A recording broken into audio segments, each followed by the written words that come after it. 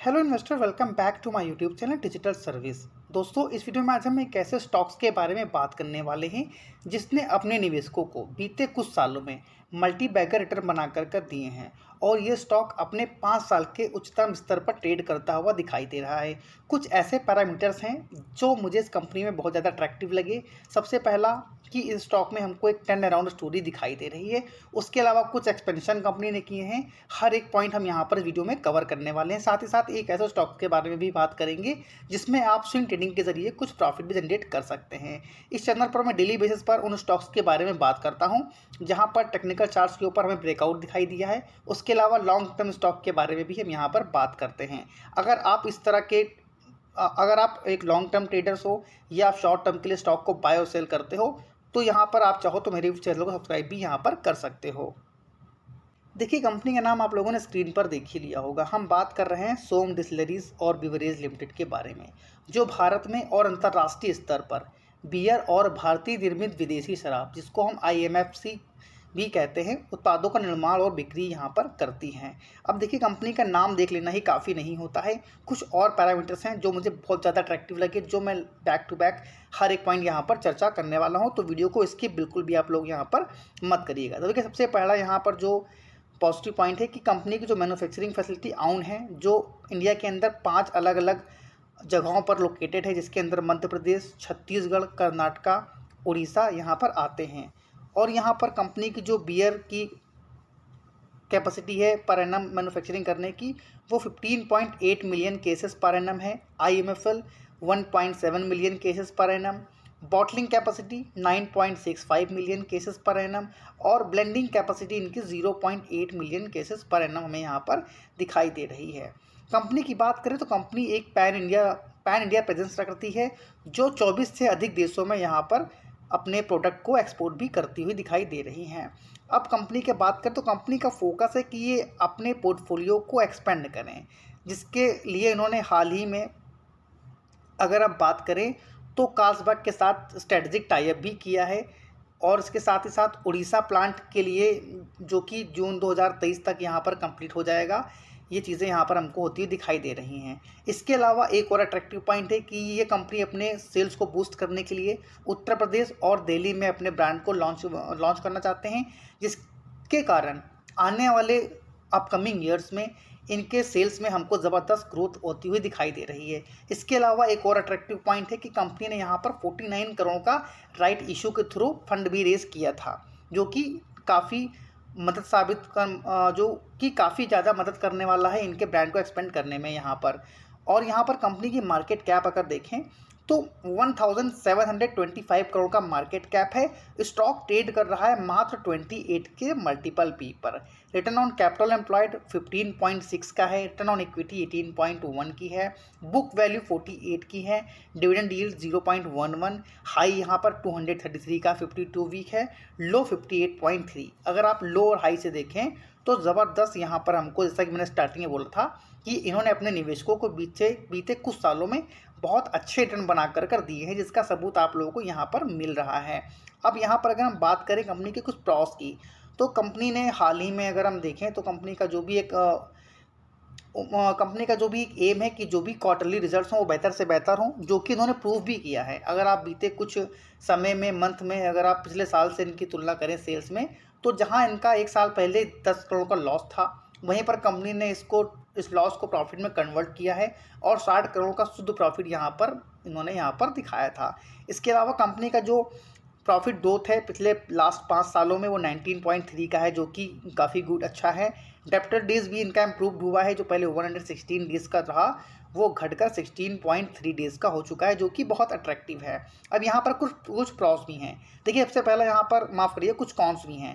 सबसे पहला, stock trade कर रहा है 4.6 के मल्टीपल पी पर, लेकिन यहाँ पर अगर आप इनके पीयर्स से देखें तो ये वैल्यूएशन अभी भी काफ़ी ज़्यादा अट्रैक्टिव है, अगर आप इनके पीसेस को कंपेयर कर रहे हैं तो। उसके अलावा प्रमोटर होल्डिंग यहाँ पर 33.1 आपको कम लग सकती हैं, लेकिन आगे जो मैंने बताया था आपको कि प्रमोटर हर एक क्वार्टर में अपने शेयर्स को अपने पोर्टफोलियो में बाय कर चल रहे हैं, जो भी आगे हम डिस्कशन यहाँ पर ही करने वाले हैं। कंपनी के अगर आप इनके पीयर से देखें, जो कि मैंने बताया अभी, जैसे कि यूनाइटेड स्पिरिट्स, यूनाइटेड बेवरेजेज, हर एक के मुकाबले यहाँ पर ये स्टॉक काफ़ी अच्छे वैल्यूएशन पर ट्रेड होता हुआ दिखाई दे रहा है। इसका प्राइस अर्निंग रेशियो मात्र 28.6 का पीई है। वहीं पर यूनाइटेड ब्यूवरेज का देखें 64 का है, और यहाँ पर यूनाइटेड स्पिरिट्स का देखें, माफ़ करिएगा, यूनाइटेड ब्यूवरेज का 114 का है और यूनाइटेड स्पिरिट्स का 64.84 का यहाँ पर दिखाई दे रहा है। तो इनके पेयर से अगर आप इनकी तुलना करते हैं तो अभी भी ये स्टॉक हमको अंडर वैल्यूड दिखाई दे रहा है।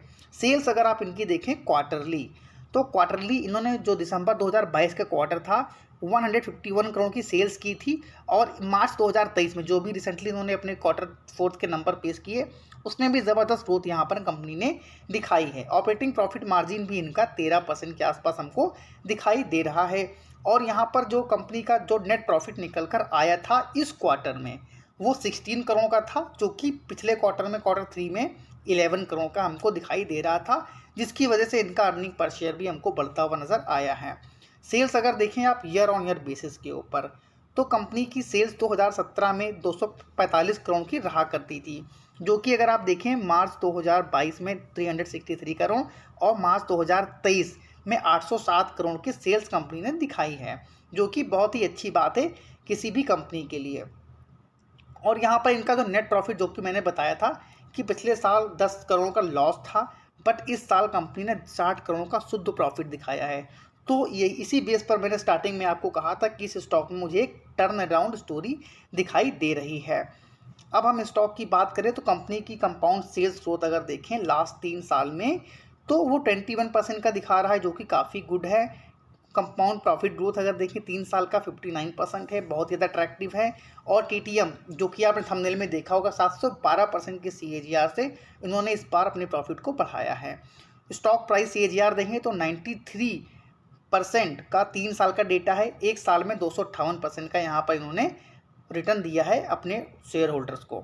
रिटर्न ऑन इक्विटी काफ़ी लो दिखाई दे रही है, क्योंकि इसका रीज़न मैंने बताया कि कंपनी पहले एक लॉस मेकिंग कंपनी थी, लेकिन इन्होंने अपने बिजनेस को एक्सपेंड करने के लिए काफ़ी ज़्यादा प्लान भी रेज किए हैं, जिसकी वजह से इन्होंने काफ़ी अच्छे यहाँ पर रिटर्न भी दिए हैं बना करके अपने शेयर होल्डर्स को, और काफ़ी अच्छे यहाँ पर कंपनी ने रिजल्ट्स भी दिखाए हैं। अब यहाँ पर कंपनी के जो प्रमोटर्स हैं, अगर आप जून 2020 में देखें तो मात्र 24.48% की हिस्सेदारी थी। उसके बाद मार्च 2022 में 29.29, फिर जून 2022 में 30.11, 30.41, 32.72, 33.11, यानी कि कंपनी के जो प्रमोटर हैं वो हर एक क्वार्टर में अपने जो शेयर्स को अपने पोर्टफोलियो में ऐड कर कर चल रहे हैं। कंपनी के प्रमोटर को अपने कंपनी में पूरा भरोसा है। आप सभी को पता है, जब भी किसी कंपनी के प्रमोटर अपने ही कंपनी में पूरा कॉन्फिडेंस रखते हैं, तभी वो अपने स्टॉक अपने पोर्टफोलियो में, यानी कि अपनी होल्डिंग को, अपने जो शेयर होल्डर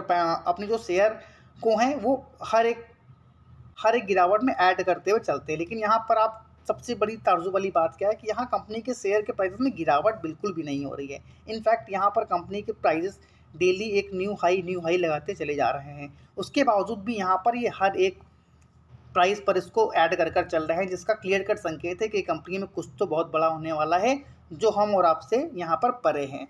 उसके अलावा FIIs के पास 1.1% की हिस्सेदारी है। इन्होंने प्रॉफिट बुकिंग करी है दिसंबर 2022 से, और जो कि लाजमी भी है, क्योंकि स्टॉक में काफ़ी अच्छे रिटर्न बना कर हमको मिले हैं। पब्लिक के पास 65.79% की हिस्सेदारी यहाँ पर दिखाई दे रही है।